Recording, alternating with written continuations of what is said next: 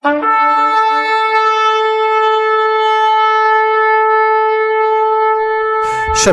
et bienvenue pour cette nouvelle vidéo.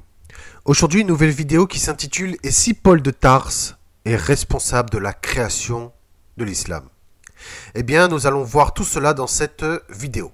Alors, comme d'habitude, cette vidéo n'a pas pour but d'inciter à la propagande, ni d'inciter à la haine ou quoi que ce soit. Ce n'est pas mon but, ce n'est pas mon objectif, mais tout simplement d'aider les chrétiens à voir plus clair, à se poser les bonnes questions, et que nous allons voir dans cette vidéo qu'il y a plusieurs éléments qui prouvent que Paul serait sans doute responsable de la création de l'islam. Déjà, rien que dans la photo de la vidéo, on peut se poser énormément de questions. J'ai repris des éléments du christianisme actuel, que ce soit chez les chrétiens orthodoxes russes, ou alors catholiques, avec des éléments de l'islam. Par exemple, nous voyons là, si vous voyez vous-même la photo de la vidéo, si vous mettez en grand écran, vous voyez par exemple le chapelet chrétien ressemble étonnamment au chapelet islamique. Les gens se prosternent exactement comme les musulmans. Nous voyons qu'il y a à côté un tapis de prière exactement comme les musulmans qui ont un tapis de prière, puisque oui, effectivement, il y a des chrétiens qui utilisent un tapis de prière. Voilà. Nous voyons qu'il y a des petites filles qui prient, mais qui sont voilées comme les musulmanes, comme les femmes musulmanes. Nous voyons des prêtres catholiques habillés avec une tunique verte, avec de la broderie dorée, exactement comme l'une des tenues de l'islam, qui est vert avec des broderies dorées. Nous voyons à côté un chapelet orthodoxe grec ou russe, exactement qui ressemble au nom d'Allah. Vous voyez? Ou alors vous avez une église orthodoxe qui ressemble étonnamment à une mosquée, coupole dorée, etc. Et vous avez une image de la Vierge Marie avec des étoiles et un croissant de lune exactement comme le symbole de l'islam. Voilà, donc on peut se poser des questions. Mohammed, lui, il est représenté par une épée et un livre qui est le Coran. Paul, également, qui est représenté avec une épée et un livre qui sont ses enseignements. Voilà, j'ai mis toutes ces choses dans la photo de la vidéo. C'est à vous-même d'en juger. Moi, je le répète, je ne suis pas là pour faire une quelconque propagande, ni d'inciter à la haine. Ce n'est pas mon but, ce n'est pas mon objectif. Mais d'aider les personnes à se poser les bonnes questions. Pour vous dire, même chez les juifs, notamment les juifs séfarades, ils ont repris également les traditions islamiques. Donc les traditions de l'islam, puisque les juifs séfarades, il y en a qui parlent arabe, qui nomment Dieu Allah. Voilà, donc malheureusement le christianisme et le judaïsme ne sont pas épargnés de tout cela. Voilà.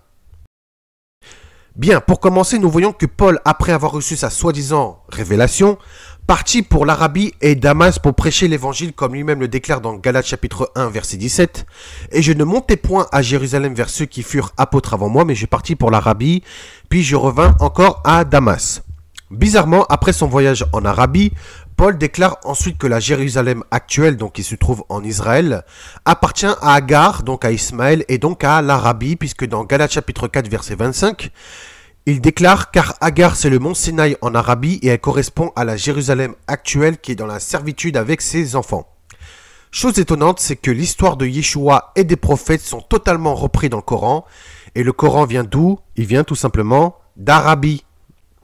Ensuite, Paul déclare dans Galates chapitre 1, verset 18, qu'il aurait prêché l'évangile en Arabie pendant 3 ans avant de monter à Jérusalem pour rencontrer Pierre, appelé Képhas, et Jacques, le frère de Yeshua, mais pas les autres disciples, puis demeura chez Pierre pendant 15 jours. Plus étonnant encore, c'est que pendant ces 15 jours, Paul aurait appris l'évangile auprès de Pierre. Mais alors, si il apprend l'évangile auprès de Pierre, comment pouvait-il prêcher l'évangile pendant 3 ans en Arabie et à Damas et ensuite apprendre l'évangile auprès de Pierre? aurait-il donc prêché un autre évangile étranger que celui du Christ en Arabie? Je pense que oui. D'une part, le Coran vient d'Arabie. D'une autre part, le Coran est une totale déformation de la véritable histoire des prophètes et de Yeshua. De plus, ni même les prophètes, ni même Yeshua et les disciples de Yeshua parlèrent de l'Arabie. Les prophètes, Yeshua et les disciples n'ont jamais attribué Jérusalem et Israël à l'Arabie, donc à Ismaël et aux Arabes. Il n'y a que Paul qui a attribué Jérusalem aux Arabes, qu'il a dit que Jérusalem appartient à Ismaël, donc à l'Arabie et à Agar. Il n'y a que Paul qui a attribué Jérusalem aux Arabes, tandis que ni les prophètes, ni Yeshua, ni même les disciples de Yeshua parlèrent de l'Arabie, et eux-mêmes n'ont pas attribué Jérusalem, donc Israël, à Ismaël, donc à Agar et à l'Arabie. Il n'y a que Paul lui-même qui a fait cette erreur. Donc le problème vient tout simplement de Paul de Tarse. Si nous allons encore plus loin que cela, nous voyons que l'imam al-Tabari explique une chose surprenante. Pour lui, les Juifs avaient un chef qui se nommait, attention, Yeshua, qui a voulu crucifier Issa. Et bizarrement, le chef Yeshua s'appelle comme Yeshua, le véritable Jésus, qui a voulu tout simplement crucifier Issa, le faux Jésus coranique. Mais ensuite que Yeshua aurait confondu Issa avec Joseph. En plus de cela, c'est que l'imam al-Tabari est en totale contradiction avec le Coran, qui stipule que c'est Judas qui a été crucifié à la place de Issa, donc dans la sourate 4, verset 157, mais pas Joseph. Car Issa était accusé de sorcellerie. Mais alors, comment l'imam al-Tabari pouvait dire que c'est Yeshua, le chef des Juifs, et qui a voulu crucifier Issa, donc le Jésus coranique? Pourquoi avoir repris le nom de Yeshua? Comment pouvait-il connaître le nom du Sauveur afin de l'accuser et dire des atrocités sur lui? À vrai dire, comme étant donné que Paul a prêché en Arabie, et que ceux qui ont suivi Paul ont fait totalement des ravages, notamment un certain Léosius Charinus, c'est un auteur chrétien hérétique, qui aurait déclaré, ce fameux Léosius Charinus, aurait déclaré que Jésus n'aurait pas été crucifié, mais plutôt un faux semblant, chose que Photios de Constantinople rapporte ainsi ce qu'a écrit Léosius Charinus. Il dit que le Christ n'a point été crucifié, mais un autre à sa place, tandis que lui-même se riait de la méprise des bourreaux. Alors il faut savoir une chose, c'est que ce fameux Léosius Charinus connaissait Jean de Zébédée, connaissait Paul de Tarse, connaissait donc l'histoire des disciples, et aurait écrit plusieurs livres apocryphes comme les Actes de Pierre, les Actes de Jean, Actes de Paul, comme quoi, Actes d'André et Actes de Thomas. Alors, ce que nous voyons, c'est qu'avec ses écrits, Léosius Charinus a aussi contribué à la rédaction du Coran, puisque le Coran a repris la parole de Léosius en disant que Jésus n'a jamais été crucifié. Paul connaissait l'hébreu, le grec, le latin et le koiné. Il est parti prêcher un évangile en Arabie. Et comme par hasard, l'imam al-Tabari dit que le chef des Juifs s'appelle Yeshua, exactement comme Yeshua. Vous voyez? Comme quoi? En plus de cela, c'est que ce fameux Léosius Charinus connaissait sans doute l'hébreu, puisqu'il connaissait Jean de Zébédée. En plus, c'était un chrétien hérétique.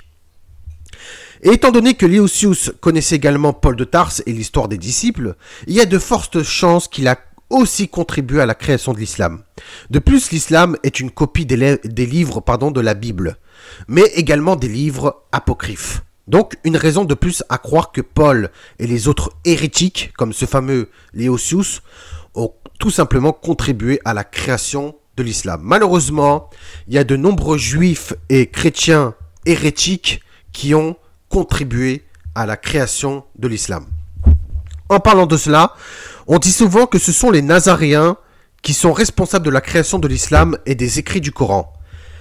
Bizarrement, nous voyons que Paul a déclaré que Jérusalem appartient à l'Arabie. Il était contre la loi de Dieu et contre le temple. Et là, qu'est-ce que nous voyons? Le dôme du rocher qui se trouve à l'heure actuelle à l'emplacement même des deux temples de Jérusalem, qui a été construit par les Nazaréens à Jérusalem, là où Paul disait que Jérusalem appartient aux Arabes, donc à l'Arabie, et que, encore plus étonnant que cela, c'est que dans Actes chapitre 24, verset 5, Paul est désigné comme étant le chef des Nazaréens. En plus de cela, c'est qu'il est parti prêcher en Arabie et que lui-même donc favorisa les barbares, les Grecs et les assassins, comme est écrit dans Romains chapitre 1, verset 14, donc aux ennemis d'Israël et des Juifs. Et étant donné que les Arabes et les Bédouins sont des assassins, sa parole a bien été accueillie en Arabie au point de voir sortir une nouvelle doctrine créée sans doute par Paul lui-même, alors qu'il a maudit tout autre évangile qui ne venait pas de lui. Galates chapitre 1, versets 8 à 9. Puisque finalement les Arabes se plaignaient de ne pas avoir de sauveur comme les Juifs et les chrétiens, il y a deux hypothèses. Soit Mohammed le faux prophète a tout simplement repris les enseignements de Paul et s'est déclaré être le sauveur promis, soit Mohammed n'a jamais existé et que finalement le personnage de Paul et de ses enseignements ont été repris afin de créer l'islam pour concurrencer avec les autres religions. Donc nous voyons que les Nazaréens sont responsables de la création de l'islam, des écrits du Coran, et qui sont responsables de la construction du dôme du rocher qui se trouve même à l'emplacement des deux temples de Jérusalem. Et en plus, Paul lui-même est considéré comme le chef des Nazaréens dans Actes chapitre 24, verset 5. C'est assez étonnant. En plus de cela, c'est qu'à l'heure actuelle, nous voyons que les musulmans du monde entier, notamment les Palestiniens, se réclament être les seuls héritiers de Jérusalem en disant que Jérusalem appartient aux musulmans et qu'elle est la capitale éternelle de l'islam. Exactement comme Paul l'a voulu puisqu'il a attribué Jérusalem, donc qui se trouve en Israël, à l'Arabie, donc aux Arabes, aux musulmans et aux Ismaélites. Donc vous voyez. Et comme je vous disais tout à l'heure, aucun disciple, ni même aucun prophète de la Bible, ni même Yeshua lui-même, parlait de l'Arabie. Et aucun ne disait que Jérusalem et Israël appartient à l'Arabie. Il n'y a que Paul qui a fait cette erreur. Uniquement Paul. Mais alors, pourquoi Paul aurait favorisé Ismaël? D'une part, nous savons très bien que Paul est né romain. Et il faut savoir qu'à son époque, avoir la nationalité romaine était réservé uniquement pour les riches. Surtout qu'en sachant que Paul lui-même était bien traité par les Romains, comme est écrit dans Actes chapitre 27, verset 3. Les Romains avaient de bonnes relations avec les Arabes et entretenaient des commerces avec eux. Surtout, le rôle des Arabes n'était qu'un maillon dans toute une chaîne d'invasion. Donc, de plus, tout comme les Arabes et les Romains, Paul haïssait les Juifs, haïssait la loi, la circoncision, etc. Au point de déclarer que ce sont les Juifs qui ont tué Yeshua et qui sont les ennemis de tous les hommes. 1 Thessaloniciens chapitre 2 verset 15. Mais aussi les Romains étaient les ennemis d'Israël, tout comme les Édomites, les Philistins, les Ismaélites et les Arabes, comme est écrit dans 2 Chroniques, chapitre 26, verset 7, et Néhémie, chapitre 4, verset 6 à 15. De plus, David déclara que les ennemis de l'Éternel sont les Édomites, les Ismaélites, les Moabites, les Agaréniens, Gébaliens, Ammonites, Amalécites, Philistins, Tyriens, Assyriens et les enfants de Lot. Eux-mêmes formaient un seul peuple, se sont fait ensemble une alliance contre l'Éternel et contre Israël. Ils formaient des projets pleins de ruses et se concertent tous d'un même cœur à vouloir exterminer Israël de la surface de la terre et du milieu des nations, comme est écrit dans Psaume chapitre 83, versets 1 à 8. Et étant donné que l'islam appartient à Ismaël et que l'islam lui-même, comme religion, veut la destruction d'Israël, exactement comme les autres ennemis d'Israël, Paul a tout simplement voulu détruire Israël et a voulu qu'Ismaël remplace Israël.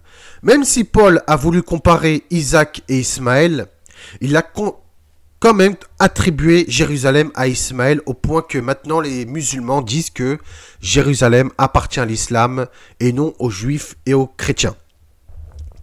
Voilà. Donc, n'oublions pas que Paul a aussi joué un rôle important dans la séparation des juifs et des non-juifs, puisqu'il déclare que ce sont les juifs qui ont tué le Christ et qui sont les ennemis de tous les hommes. Il était né romain, il parlait le grec, le latin, le koiné. Alors le koiné est une langue liturgique utilisée par l'église de Constantinople et qui servit auparavant comme langue commune dans l'empire de Macédoine. Elle est principalement issue du grec ionien attique, dans lequel ont pénétré des formes d'autres dialectes. C'est une langue commune du monde grec aux époques hellénistiques et romaines. Et n'oublions pas que les Grecs ont voulu helléniser les Juifs et Israël au temps des Maccabées, bien évidemment. Donc, le koiné est aussi une langue véhiculaire pour les locuteurs ayant des langues maternelles différentes. Paul parlait couramment aussi l'hébreu, l'araméen. Donc vous voyez, Paul avait de grandes connaissances dans la religion gréco-romaine. En plus, dans tout cela, c'est que il était contre la loi, contre la circoncision, contre le temple, et que surtout les Romains n'aimaient pas la circoncision car c'était répulsif pour eux. Voilà. À plusieurs reprises, Paul a insulté les disciples de Yeshua. Il était en conflit avec eux. En plus, il était même en conflit avec Barnabas et Marc, surtout que Barnabas et Marc suivaient Paul partout où il allait, et que Paul est allé prêcher en dehors d'Israël, alors que Yeshua a déclaré de ne pas aller vers les païens ni d'entrer dans les villes des Samaritains, mais plutôt d'aller vers les brebis perdues de la maison d'Israël, donc de ne pas s'éloigner d'Israël, ce que Paul visiblement n'a pas fait. En plus de cela, c'est que, si nous voyons bien, Paul est né en Tarsis, donc en Turquie. Le trône de Satan se trouve à Pergame, donc en Turquie. Il y a eu une énorme dispute entre Paul et les disciples à Antioche, en Turquie. Et là, Paul est parti prêcher en Arabie, ce qui a donné l'islam. Et vous savez quoi? La Turquie est devenue, non pas chrétienne, mais islamique, donc musulmane. Et oui, puisque les Turcs sont musulmans. Donc, vous voyez, Paul est né en Turquie, parlait le grec, le latin, le koiné, l'hébreu, l'araméen, et il est né en Tarsis en Turquie, etc., etc. Donc vous voyez, et en plus de cela, c'est que la première église est apparue, où ça? Eh bien, à Antioche, en Turquie. Donc ça fait beaucoup. Il y a énormément de choses qui permettent de voir que Paul est tout simplement responsable de la création de l'islam. Il y a énormément d'éléments qui permettent de se poser les bonnes questions. Voilà, tout simplement. Finalement, il y a de nombreux points en commun entre Paul et Mohammed, puisque Paul déjà était un assassin, représenté avec une épée et un livre qui sont ses enseignements. Il était menteur, usurpateur, voleur, barbare, s'élevait au-dessus des autres disciples, a prêché sa doctrine, a prêché en Arabie, s'est déclaré être l'apôtre du Christ et se considère comme celui qui nous a engendrés en Christ, et s'est déclaré lui-même être le seul véritable disciple du Christ. Eh bien, c'est le même cas que Mohammed. Mohammed était un assassin représenté avec une épée, avec aussi un livre qui est ses enseignements, qui est le Coran. Il était menteur, usurpateur, voleur, barbare, s'élever au-dessus des autres prophètes, a prêché une doctrine qui est l'islam, a prêché en Arabie, s'est déclaré être l'apôtre d'Allah, se considère comme l'ultime messager, seul véritable disciple et prophète d'Allah, et surtout le tout premier musulman. Paul a déclaré qu'il est le sceau de l'apostolat. Mohammed déclare qu'il est le sceau des prophètes. Paul a insulté les disciples en disant que ce sont des chiens, etc. Mohammed a insulté les juifs et les chrétiens en disant que ce sont des chiens, des bêtes sauvages, etc. Donc posez-vous les bonnes questions. En plus, Paul, il a favorisé Ismaël, Agar et l'Arabie, ce qui prouve que il y a un problème avec Paul. Les disciples, comme je vous ai dit, les disciples, Yeshua et les prophètes n'ont jamais, au grand jamais, attribué Jérusalem et surtout Israël aux Arabes. Au contraire, c'était les Arabes, les Ismaélites, etc. étaient les ennemis d'Israël. Voilà. Et si nous allons plus loin, nous savons que Jérusalem est la ville du grand roi, comme disaient David et Yeshua, puisqu'il est écrit dans Psaume chapitre 48 verset 2 et Matthieu chapitre 5 verset 34 à 35, que Jérusalem est la ville du grand roi, donc l'Éternel. L'Éternel a choisi Sion pour y demeurer éternellement et à perpétuité, car c'est l'Éternel lui-même qui l'a désiré. Psaume chapitre 132 verset 13 à 14. L'Éternel a choisi également Jérusalem. 2 Chroniques chapitre 6 verset 6. Zacharie chapitre 3 verset 2 et aussi Zacharie chapitre 48 verset 1. Et nous savons que l'Éternel habitera dans la nouvelle Jérusalem céleste, Apocalypse chapitre 21 verset 3. De plus, la ville sainte Jérusalem descendra du ciel d'auprès de Dieu sur une grande et haute montagne, et c'est bien sur la montagne de Sion que descendra la ville sainte. Donc, dans les villes de Juda, et non dans les villes d'Ismaël. Vous voyez ? L'Éternel a choisi également David pour qu'il règne à Jérusalem, comme est écrit dans 2 Chroniques, chapitre 6, verset 6. Donc, Jérusalem est aussi la ville du roi David. De plus, Jérusalem est aussi la ville de Yeshua, puisqu'il est le fils de David. David et Yeshua sont descendants d'Isaac et de Jacob, et non d'Ismaël. Nous voyons qu'il y avait 14 générations depuis Abraham jusqu'à David, ce qui prouve que David est descendant d'Isaac. Si donc Jérusalem est la ville du roi David et du Messie, cela prouve que Jérusalem appartient aux descendants d'Isaac et non d'Ismaël. Jérusalem, tout comme Israël, appartient à la promesse d'Isaac. Bien évidemment, si les musulmans abandonnent l'islam, donc Ismaël, et se tournent vers le Dieu d'Abraham, d'Isaac et de Jacob, bien évidemment, eux-mêmes entreront dans l'alliance et la promesse d'Isaac. Voilà. Donc, l'Éternel a promis à Abraham de donner le pays de Canaan, qui est à l'heure actuelle Israël, à lui et à ses descendants. Sauf que, selon le Coran, Abraham, qui est Ibrahim, allait plutôt avec Ismaël vers la Mecque, donc l'Arabie, pour construire la Kaaba, comme est écrit dans la sourate 2, versets 124 à 129. Donc, les musulmans, donc Ismaël, n'ont pas choisi Jérusalem, mais plutôt la Mecque, qui est tout simplement l'Arabie. Et qui est parti prêcher en Arabie en disant que Jérusalem appartient à Ismaël? Eh bien, Paul de Tarse. Voilà, tout simplement. Si nous voyons bien, l'Éternel a fait alliance avec Isaac et non Ismaël. De même que Dieu refusa lui-même qu'Ismaël hérite avec Isaac d'un quelconque héritage ou même d'une quelconque alliance. De plus, c'est d'Isaac que sortira une postérité et donc la promesse du Messie. Et si nous voyons bien, David tout comme Yeshua sont nés à Bethléem, ville de la tribu de Juda. Et Juda est fils de Jacob, tout comme Jacob est fils d'Isaac. Or, l'Éternel donnera la nouvelle alliance à travers Yeshua pour la maison d'Israël et de Juda.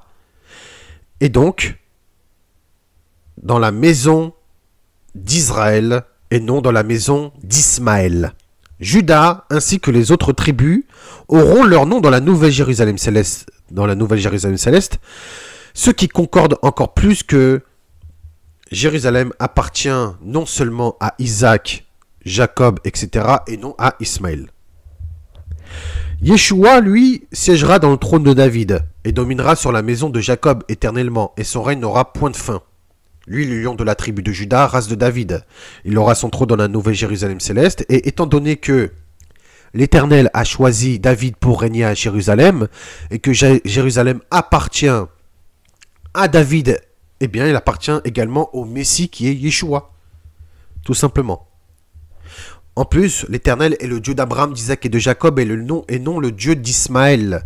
Si donc Dieu a choisi Isaac et Jacob qui est Israël, et qui s'est choisi Jérusalem, c'est que il a choisi David et ses descendants, donc également Yeshua. Cela prouve que Jérusalem d'en bas appartient également à Isaac et à ses descendants, et non à Ismaël. Alors, ce qui est assez contradictoire, c'est que Paul déclare que la Jérusalem actuelle appartient à Ismaël, mais il parle ensuite des enfants de la promesse, donc d'Isaac, hein, Galates chapitre 3 verset 29 et Galates chapitre 4 verset 28. Que ce sera les enfants de la promesse qui hériteront à Jérusalem, surtout qu'en sachant que l'Éternel s'est choisi Jérusalem. Si donc les enfants de la promesse hériteront à Jérusalem, cela prouve que Jérusalem n'appartient pas à Agar et Ismaël, donc à l'islam. Paul a tout simplement favorisé Ismaël et l'Arabie, donc l'islam. Paul est aussi responsable de la création de l'islam, puisque finalement il a déclaré que Jérusalem appartient à Agar, donc Ismaël, et à Jérusalem.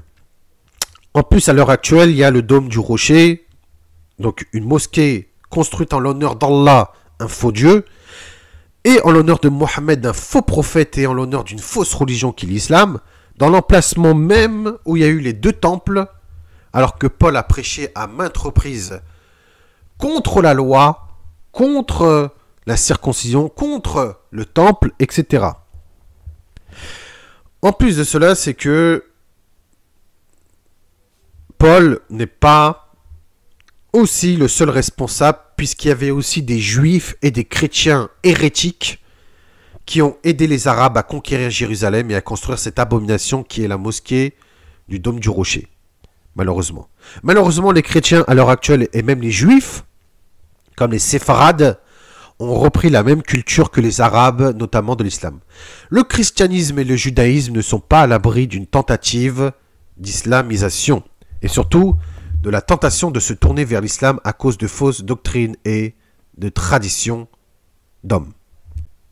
Bien, c'est la fin de cette vidéo. Je vous en supplie, ayez la connaissance et l'intelligence pour voir la vérité. Ouvrez vos yeux pour voir la vérité.